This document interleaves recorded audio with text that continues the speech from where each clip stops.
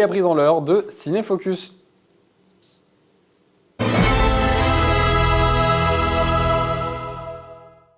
Cette semaine au cinéma, on retrouve la sortie du film The Fabelman de Steven Spielberg. Pour la première fois, le réalisateur nous livre un récit intimiste, la naissance d'une vocation racontée 70 ans plus tard par le cinéaste. Dans ce biopic dramatique, Steven Spielberg remonte le temps pour une introspection sur son enfance comme il ne l'a jamais fait auparavant, rendu possible par le personnage de Sammy Fabelmans, interprété par Gabriel Labelle.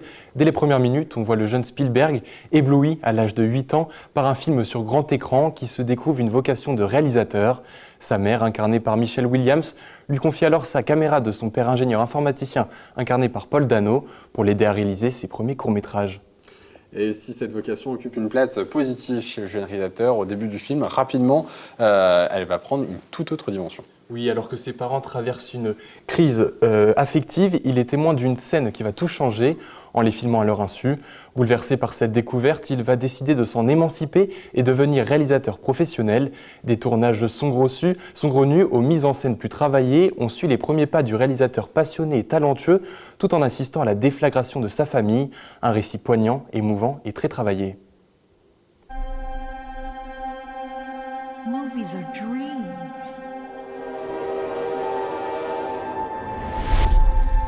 That you never forget.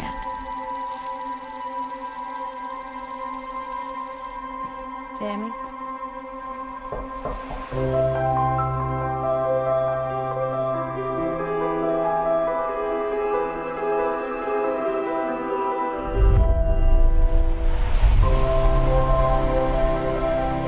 The lights change how everything looks. It's hard to find our house. Ours is the dark house with no lights. In this family, it's the scientists versus the artists. Sammy's on my team, takes after me.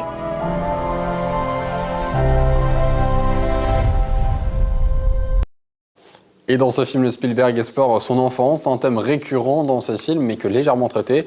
Cette fois-ci, il le fait sans honte et sans restriction. Oui, certains voient à l'origine de ce rapport le divorce de ses parents, ayant eu comme conséquence l'absence de père pour le réalisateur.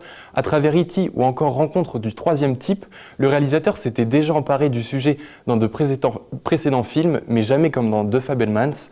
Dans ce film, il aborde l'antisémitisme dont il a été victime, la séparation de ses parents, sa psychologie sensible et introvertie. En clair, si le film ne s'appelle pas les Spielberg, mais les Fabelmans, c'est bien de la vie du réalisateur dont il est question. Et dans cette jeunesse quelque peu tourmentée, le réalisateur montre le rôle qu'a joué le cinéma en tant que sauveur. Bien plus qu'une simple biographie, c'est tout un hommage au cinéma qu'offre le réalisateur. Oui, très clairement, et Spielberg le fait différemment de ses pairs. Après Babylone de Damien Chazelle, le réalisateur propose un discours méta-cinématographique nettement plus convaincant dans The Fabelmans, moins grandiloquent, moins didactique. Il rejoint cette ambition de référencement à l'histoire du cinéma.